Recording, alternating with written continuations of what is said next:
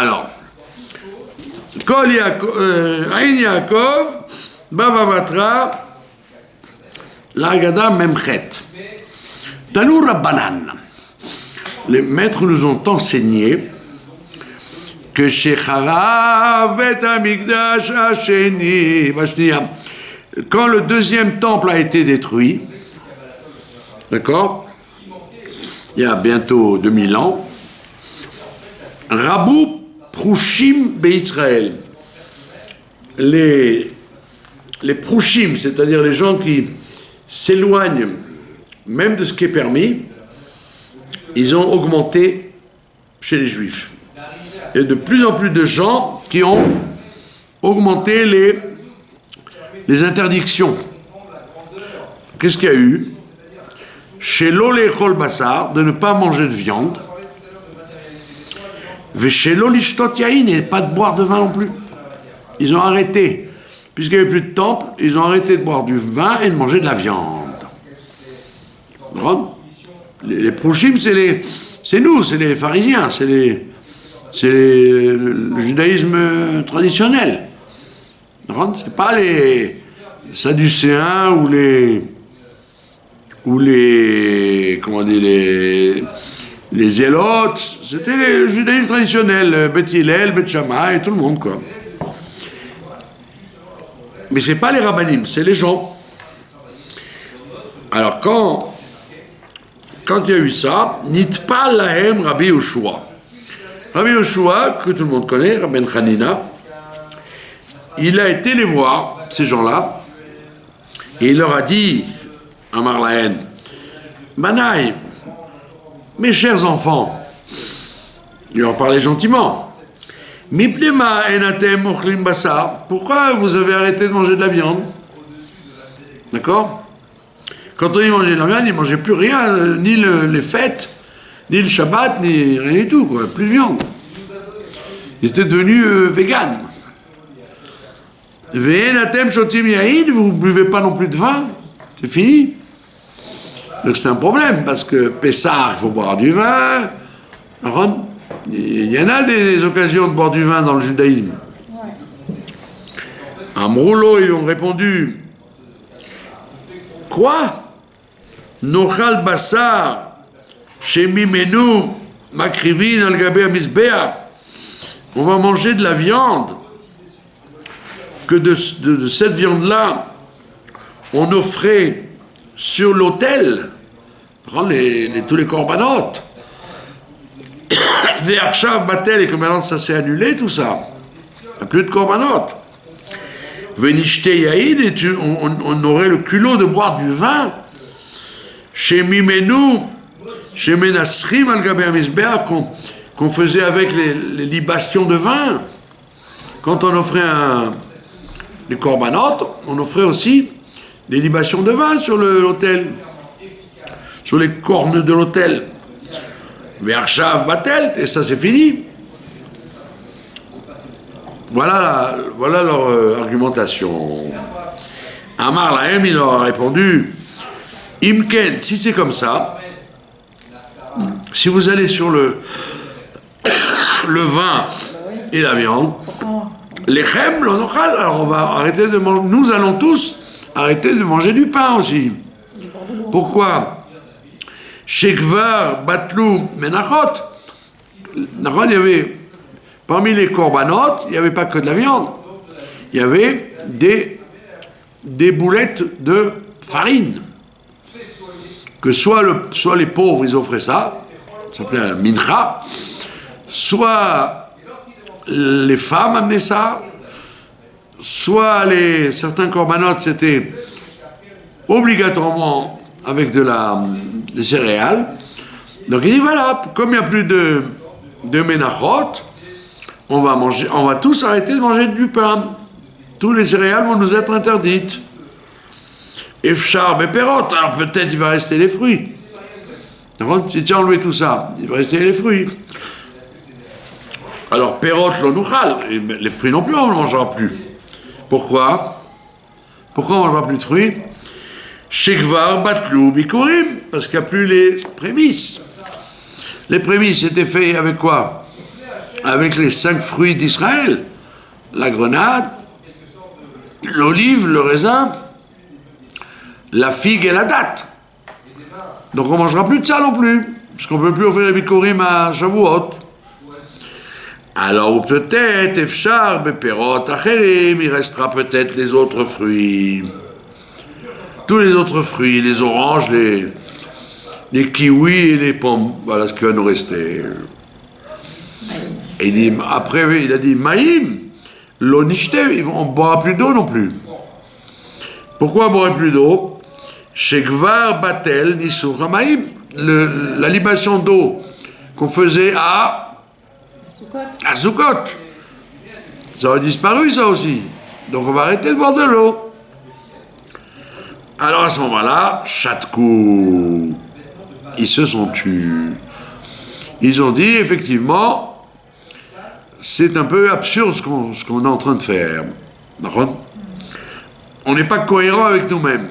Ou on annule, pas seulement le vin et la viande, et tout le reste qui était au Beth Amikdash.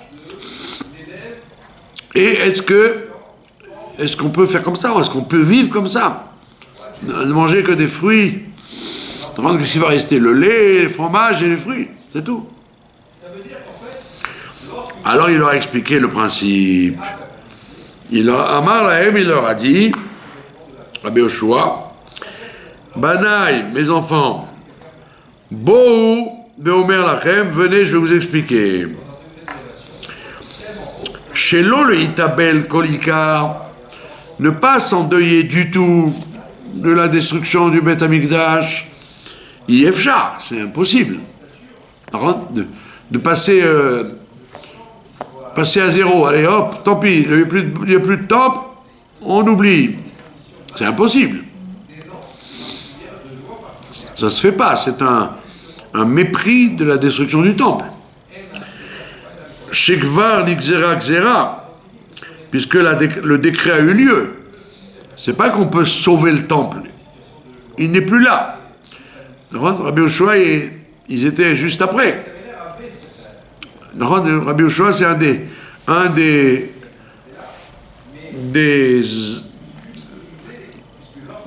des organisateurs de la Haggadah de Pessah, Rabbi Brak. Quand on lit la Haggadah, il y a Rabbi Akiva, Rabbi Yoshua, Rabbi Tarfon, Rabbi Elazar ben Azaria, Rabbi Eliezer. Donc lui, ils étaient pas loin de la destruction. Certains d'entre eux l'ont vu. Ils étaient contemporains.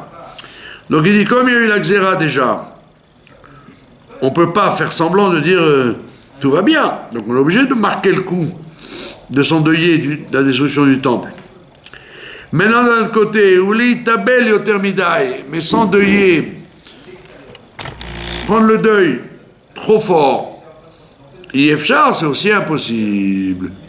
Comme vous êtes en train de le faire. D'accord? Imaginez-vous, quelqu'un qui ne prend plus de vin et prend plus de viande.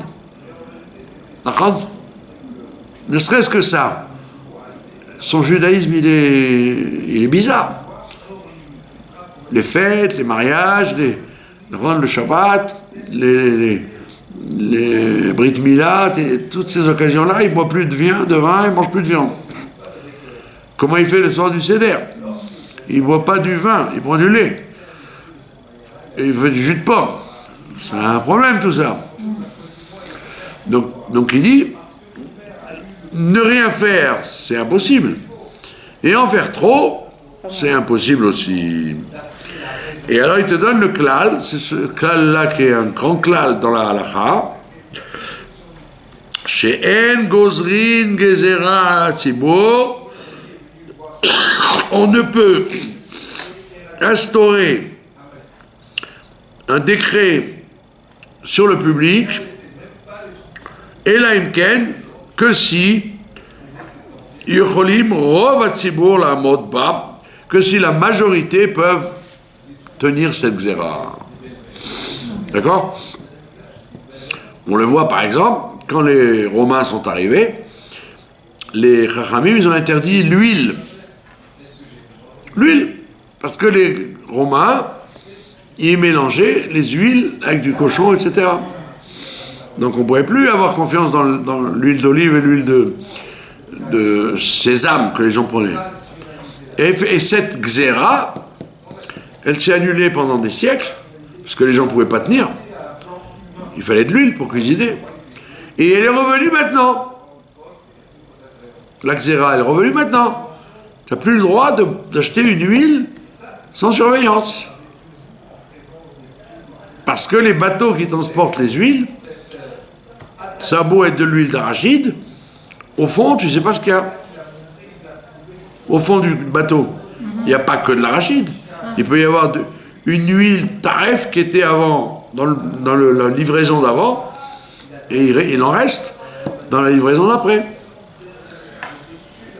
Donc c'est pour ça que toute huile maintenant que les gens consomment dans le monde, chez les juifs, elles ont besoin d'une surveillance rabbinique. Que ce soit l'arachide, le canola, l'huile d'olive. Alors l'huile d'olive, c'est un très gros problème, surtout en ce moment. Il y a énormément de falsification d'huile d'olive dans le monde, parce qu'il y a une consommation énorme d'huile d'olive. Depuis quelques années, les gens en ont marre des huiles secondaires. Ils veulent de l'huile d'olive parce qu'elle est la plus saine. Mais le problème, c'est qu'il y a du trafic.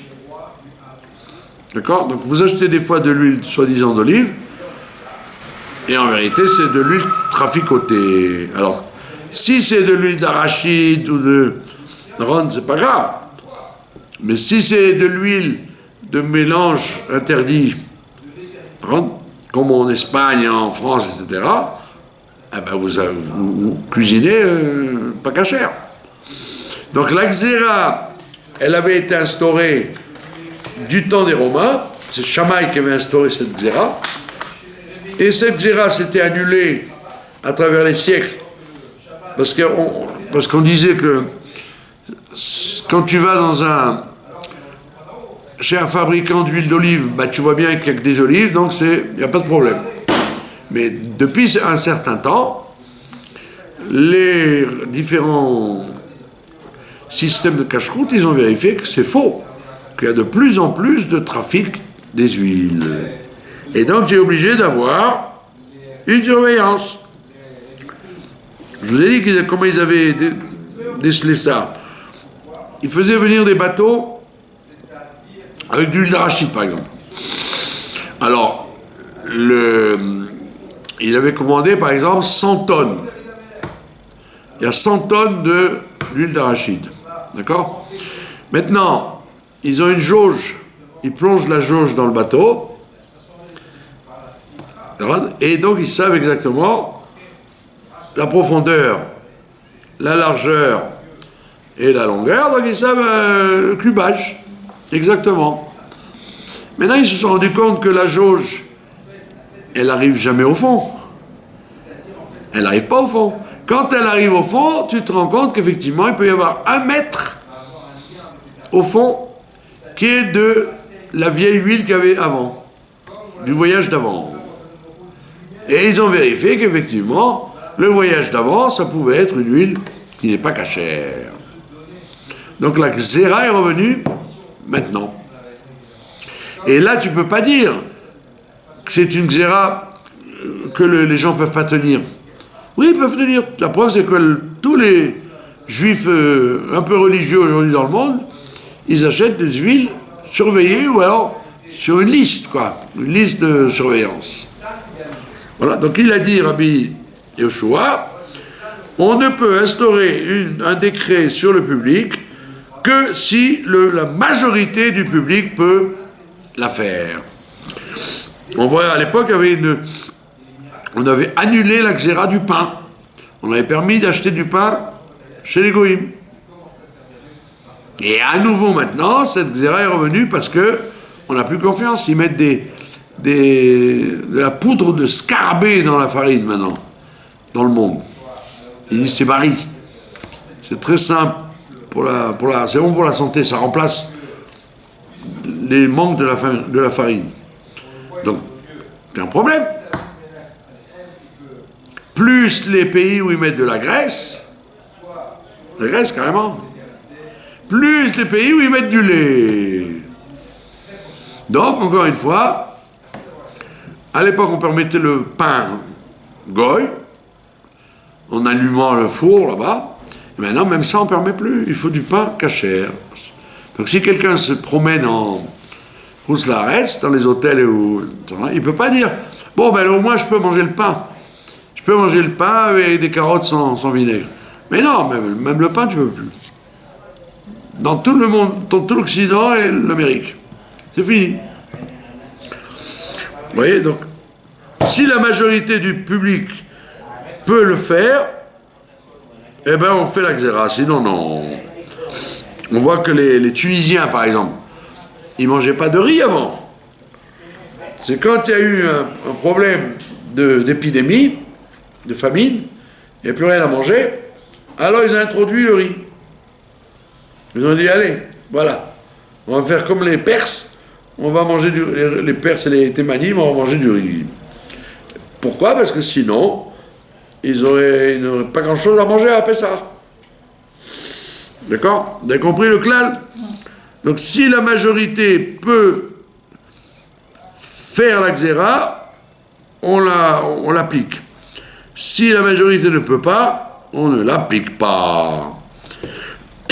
Et donc, votre décision de ne plus boire de vin et de ne plus manger de viande, eh ben, on ne peut pas l'appliquer parce que personne n'arrivera à tenir ce décret. Amar Ravada bar Rava. Ravada, fils de Hava, il a dit Maï Kra, quel est le verset toranique d'où on apprend ça? Eh bien, il a écrit dans le prophète Malachi, il a écrit, il y a une, comment on appelle ça, il y a une halakha, comme quoi le maaser, quand tu fais rentrer le dixième de la récolte, si tu le fais rentrer par la porte, tu dois prélever 10%. Si tu le fais rentrer par un autre biais, par les toits ou par les fenêtres ou par la porte d'arrière, tu n'es pas tenu de maaser. D'accord? Alors, qu'est-ce qu'ils faisaient les gens? Malachi, le prophète, il nous dit Bamera atem neharim. Vous marchez d'après vous avez pris un décret qui disait maudit soit celui qui fait exprès de faire rentrer le maaser par l'arrière pour éviter de prélever. C'est beaucoup, 10%. D'accord? Quand vous avez une récolte, c'est beaucoup, 10% que vous devez donner au Lévi. Donc les gens s'arrangeaient pour rentrer par la porte arrière. Et pourquoi par la porte arrière, ils prélevaient pas de toute façon? Non, justement, pour ne pas prélever, mais pourquoi ils trompaient le public. Mais pourquoi il n'était pas chayav de donner 10% même s'il faisait rentrer par la porte arrière? Pourquoi la Torah a décrété ça? Ouais. Parce qu'elle dit que le maaser, c'est quelque chose qui est... C'est comme tu dirais une entrée financière officielle, quoi. Ah. Bon. Si par exemple, on achète des bonbons, d'accord? On achète des bonbons. Si c'est fabriqué en Israël, on devrait donc donner le maaser, prélever le maaser s'il y a des fruits dedans, etc. D'accord?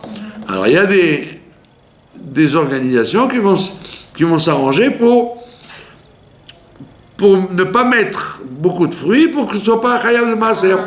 Chaque fois, les gens vont détourner la chose. D'accord? Donc c'est ce qu'il disait à l'époque de Malachi. Il disait, vous êtes des crapules, parce que vous utilisez une facilité halachique, vous préférez vous casser la tête à faire le tour par le grenier, pour ne pas prélever le maaser, au lieu de rentrer directement avec les ânes dans la grande porte. D'accord? Alors il dit, c'est de ça qu'on apprend. C'est qu'en fait, les gens, tu peux pas leur imposer une rigueur s'ils peuvent se débiner. Si la majorité accepte la chose, alors tu dis, bon ben, on fait. Si la majorité n'accepte pas, eh ben on ne peut pas instaurer, même si c'est pas bien. On ne parle pas d'une mitzvah de la Torah, évidemment. Mitzvah de la Torah ou une mitzvah de Rabbanan, ça tu ne vas pas l'éviter. Tu ne peux pas dire, le rov des gens n'ont pas de matzot à Pessah, puisqu'il faut les commander, il faut les acheter, donc on est dispensé de la mitzvah de Pessah. Non, c'est une mitzvah de la Torah, ça, tu es obligé de la faire. On parle d'un décret des Chachamim. Le décret des Chachamim, il y en a beaucoup. Et c'est ce qu'il leur dit Rabbi Yoshua. C'est tiré de Malachi. Dans Malachi, il y a écrit, vous avez fait soi-disant vous avez dit, maudit soit celui qui fait rentrer le maaser par la porte arrière, mais vous-même vous le faites. Alors ne dites pas que vous l'avez accepté sur vous. Et le prophète, il dit, on ne peut rien faire. Mais étant donné que vous ne voulez pas vous voulez déjouer la coutume, eh ben on est obligé de vous écouter. D'accord? Il y a beaucoup de choses sur lesquelles on ne peut pas pressuriser le public, il ne peut pas. On voit bien d'ailleurs dans les dinim de Tisha B'Av, cette histoire de ne pas manger de viande et de vin. Quand est-ce qu'on le fait? Les Thémanim, le jour de la veille de Tisha B'Av, les Sfaradim, la semaine d'avant, et les Ashkenazim en Occident, comment on appelle ça, le 17 Tammuz. Et c'est pas toute l'année. Toute l'année, personne ne prend pas de vin et ne mange pas de viande. Et comme dormir par terre, il n'y a que à Tisha B'Av que les gens ne dorment pas par terre. S'ils veulent dormir, ils dorment par terre. Vous avez compris? Voilà. Alors il dit, Bamera atem neharim, veoti atem kovim agoy kulo. Et moi, vous obligez chez moi de fixer les décrets que si agoy kulo, si toute la nation, ika agoy kulo, si toute la nation accepte, hin, c'est bon. Imlo, si la nation n'accepte pas, lo. La xéra ne pourra pas s'imposer. Alors comment on va faire alors? Comment on va marquer le coup du deuil du temple? Et là, kachamru chachamim, mais les sages nous ont dit, sad adam et beto besid, si un homme il repeint sa maison à la chaux, ou meshayer bat davar uat, il laissera un petit endroit qui n'est pas peint comme il faut, en souvenir de la destruction du temple. Ça ne se fait pas que le temple soit détruit et que lui, il ait une maison impeccable. Alors il doit laisser un petit morceau sans peinture. Et la Gemara demande Kama, c'est combien le morceau qu'il faut laisser? Amar Rav Yosef, Amar Alama, 50 cm sur 50 cm. Donc quand vous rentrez dans une maison, ou quand vous repeignez la maison à Pessah, il faut laisser 50 sur 50, pas comme il faut. Et Amar Rabbi Chizda, et ça, au Keneged à Petach, il faut que ce soit en face de la porte. Pas dans un endroit où personne ne passe. Il faut que ce soit devant l'entrée quand on rentre, pour dire, oh là là, c'est vilain, il a laissé un morceau pas peint dans sa maison, c'est pas beau. Exprès, pour que l'atmosphère soit à se souvenir de la destruction du Beth Amikdash. Il donne un autre exemple. Ose Adam kol tzorkei seuda, un homme, il doit faire tout ce qu'il faut quand il reçoit des gens.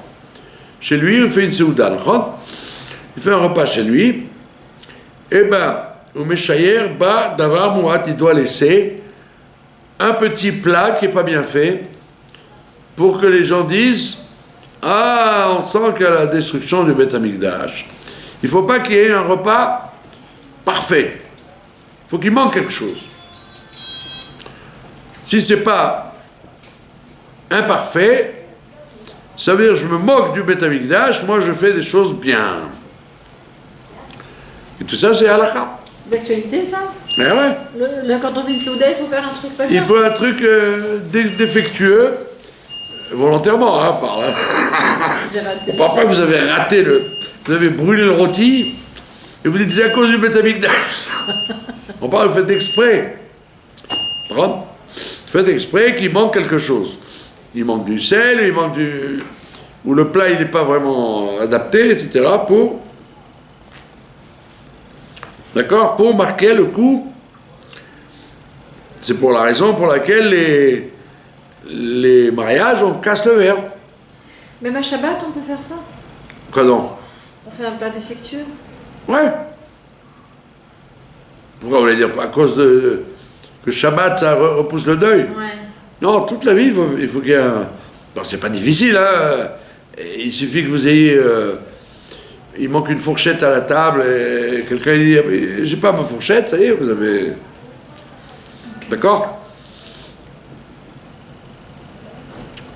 Ou un enfant, il a renversé il a renversé un peu de salade et qu'il a salé la nappe, ça y est. Voilà. Maï. Alors, il dit que c'est quoi le repas défectueux? Amar Papa, Kassa de Arsena. Kassa de Arsena, il nous dit le Rashbam. Le Rashbam, c'est en général, dans les Gemarot, vous avez Rashi. Comme dans le Chumash, comme dans la Bible, vous avez Rashi. Dans la Masechet Baba Batra, c'est pas Rashi, c'est son petit-fils, le Rashbam, qui habitait en France, là aussi. C'est un Tosfot? En banlieue, c'est un Tosafot, bravo. Il habitait en province proche. Rabbi Shlomo Ben Meir. D'accord?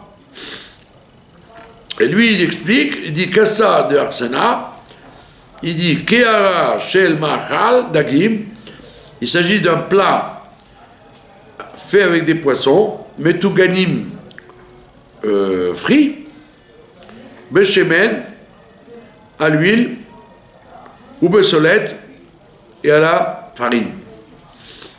Il dit c'est un plat bidon, c'est pas très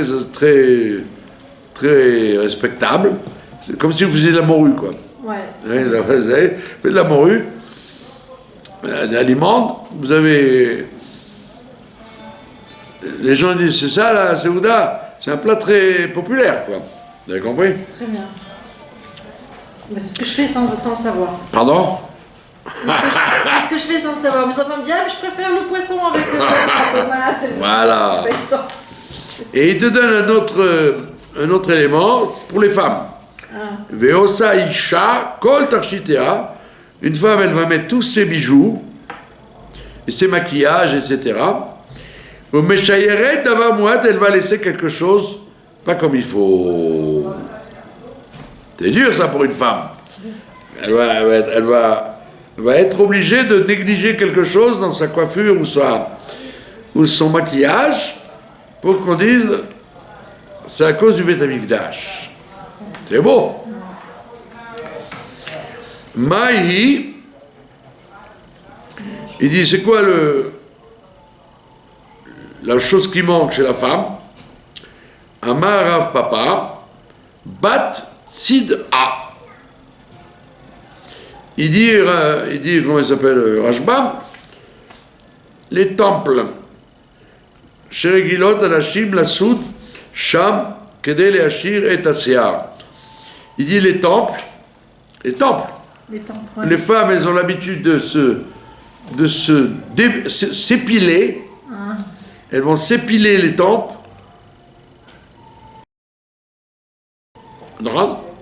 Avec de la chaux. À l'époque, c'était les épilateurs, c'est de la chaux. C'est très fort. Ça use, ça enlève les poils. Donc il dit, elle va mal le faire pour qu'on dise, elle a fait exprès à cause du Beth Amikdash. D'accord? Et d'où on apprend tout ça? Parce qu'il y a écrit dans les Teilim, tout le monde connaît ça, Im eshkacher Yerushalayim, tishkach yemini. Si je t'oublie Jérusalem, que ma droite m'oublie, titbak le shoni le que ma langue se colle à mon palais. D'accord? Et après, al rosh simchati, je dois mettre Jérusalem en haut de toutes mes joies. Vous avez compris? Donc ça, c'est pour les femmes. Maintenant, il y a un dîne pour les hommes. Amar Rabbi Yitzhak, Ze Efer Makle, c'est la cendre. Quand vous faites brûler du charbon, à l'époque, il y avait les cuisinières, c'était des cuisinières à charbon, donc ils faisaient ils faisaient brûler le charbon, ils prenaient un peu de cendre, ça s'appelait Efer Makle, et chez Berosh Khatanim, ils mettaient ça sur la tête du marié. Et pourquoi? Et à quel endroit le mettons? Rashbam il te dit parce que on le met à l'endroit des téphilines, là où on met la tête des téphilines. Il dit pourquoi? Parce que les téphilines ça s'appelle PR, l'embellissement de la tête. Et PR c'est les mêmes lettres que FR. Donc on prend à la place des téphilines, quand quelqu'un se marie, on lui met de la cendre à l'endroit où il met les téphilines. Et les Kehilot Ashkenaz, elles continuent à faire ça. Ah bon? Ouais. Et même les mariages de milliardaires, ont plein. Quand ils rentrent sur la choupa, le père ou le rav, il lui met sur le front comme ça un peu de cendre. Des fois, il se décoiffe, c'est pas beau. Pour rappeler la destruction du Beth Amikdash. D'accord? Amarlé, Rav Papa, Abaye, il a dit Echa men manachle, où est-ce qu'il met la cendre? Amarlé, bimkom tfilin. Voilà. À l'endroit où il met les tfilin, comme c'est écrit, la soum la avel tzion, il faut mettre à Avalet Tzion, à ceux qui sont les endeuillés de Sion, Pehel Tachat Efer. Il faudra qu'ils mettent la splendeur, c'est-à-dire les tefilines, à la place de la cendre. Mais le jour du mariage, ils doivent mettre la cendre à la place des tefilines. Et la Gemara, elle te dit quand même, malgré tous ces signes de tristesse, la Gemara, elle te dit, V'chol amitabel al Yerushalayim, toute personne qui s'endeuille sur Jérusalem, Zoché veroé besimchata, il méritera de voir la joie de sa reconstruction. D'accord? C'est pour ça qu'on casse le verre, quoi. On casse le verre à cause de ça. Chez Nehemar, comme c'est écrit dans la fameuse prophétie de Ishaïa, Simchu et Yerushalayim, réjouissez Jérusalem, Sisuita, Masos, Kol imitablim alea, vous vous réjouirez avec elle d'une grande joie, tous ceux qui se sont endeuillés avec elle. Alors on n'a pas le droit, de faire quelque chose de parfait, quoi. Tant qu'il n'y a pas du Beth Amikdash. D'accord? Alors on voit que comme on approche des 2000 ans, les signes deviennent de plus en plus légers. Les gens, ils ont du mal. Ils pensent plutôt au troisième temple qu'au deuxième. Bah oui. On a plus tendance à regarder l'avenir du troisième temple que le passé du deuxième temple. D'accord? Mais malgré tout, il faut marquer le coup. Il y a un autre enseignement. Tania, Amar Rabbi Ishmael ben Elisha. Rabbi Ishmael ben Elisha, c'était le grand prêtre qui a été tué parmi les 10 martyrs des Romains. Rabbi Ishmael ben Elisha, le collègue de Rabbi Akiva. Il dit lui aussi, Miyom Shechara Bet Amigdash, depuis que le temple a été détruit, Din Hu Shenixor Alasmenu. Ça aurait été une logique que nous instaurions sur nous-mêmes, de Shelo Nochal Basar, de plus manger de viande, Velo Nishteyaï, de plus boire de vin. Il pouvait bien parler, en état de cause, puisqu'il était lui-même Kohen Gadol. Donc il avait l'habitude de manger les korbanot et de boire du vin. Et là, chez En Gozrim Gzera la Tzibur, mais on ne peut établir un décret sur le public, et la Imken, que si la majorité du public peut s'y tenir, y résister. Ou Meyom, chez Pashta Malchut Edom, et depuis que la royauté de Edom s'est répandue avec force, chez Gozeret Alenu Gzerot Kashot, qui n'arrête pas de faire des décrets terribles sur nous, ou Mevatelet Mimenu Torah Mitzvot, elle annule la Torah et les Mitzvot. On en a passé avec les Romains. Il y a encore maintenant. Hein? Il y a encore maintenant, ils veulent interdire l'abattage rituel dans les... Ben oui, il y a beaucoup de Gzerot que Esav, Edom, il aime bien nous casser les pieds. Ve'en manachat otam likanes.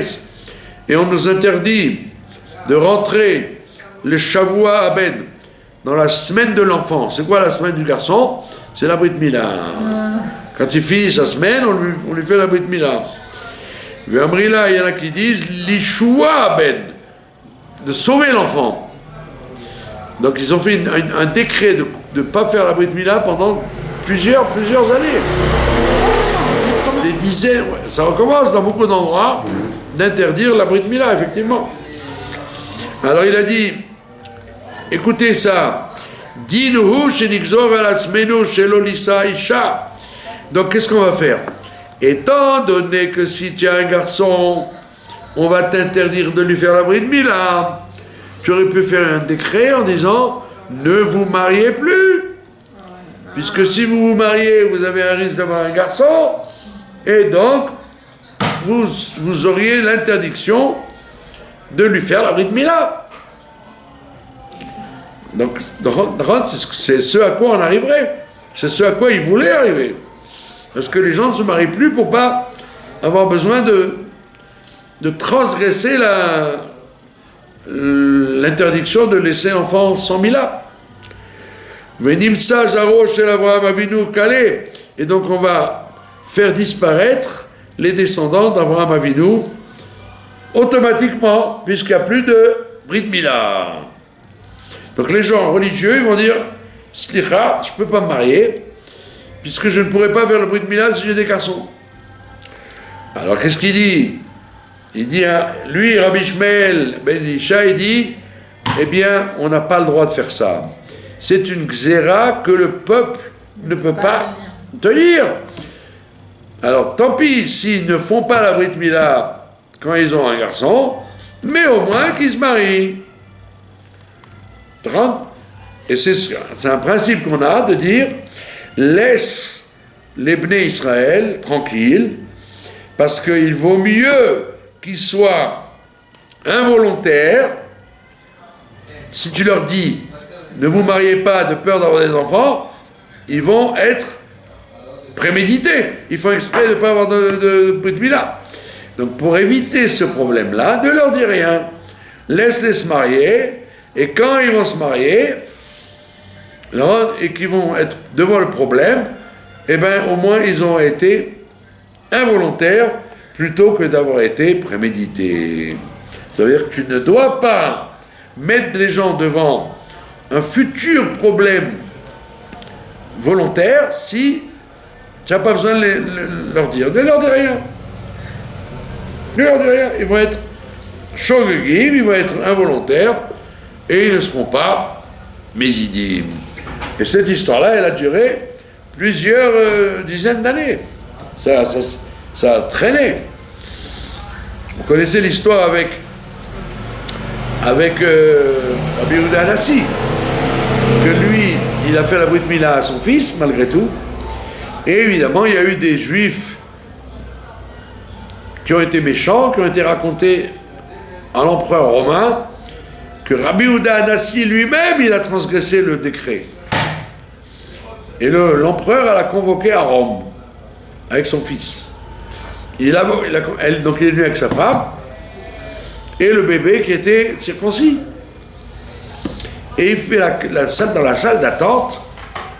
La salle d'attente, il est là comme ça, et la femme de l'empereur, elle sympathise avec la femme de Rabbi Yehuda.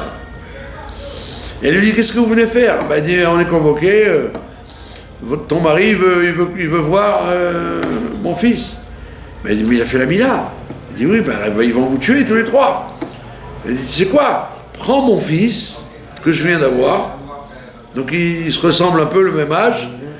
Prends mon fils, moi je garde le tien, et tu rentres avec ça chez l'empereur. Donc il rentre, et l'empereur il dit, bravo, shalom aleichem, Rabbi Yehuda, vous êtes un grand homme, vous êtes venu à Rome. Et alors il a dit, on a dit sur vous que vous avez fait la brit mila à votre fils. Et la mère a dit, moi? Non. Alors elle ouvre la couche, et il voit que le bébé n'est pas circoncis. Alors il dit, mais c'est des bandits les gens qui ont raconté ça sur vous. Donc il a puni les juifs qui ont été des donateurs, des donneurs. Et il a dit à Rabbi Yehuda, tu peux repartir tranquillement, je sais qu'on peut compter sur toi, tu as donné un bon exemple,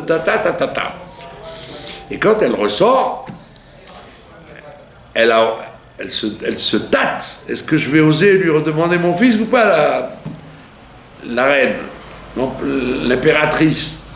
Et l'autre, elle vient vers elle lui dit, ça y est, tu vois, mon mari n'a rien vu, laisse tomber, prends-moi mon fils et reprends ton fils.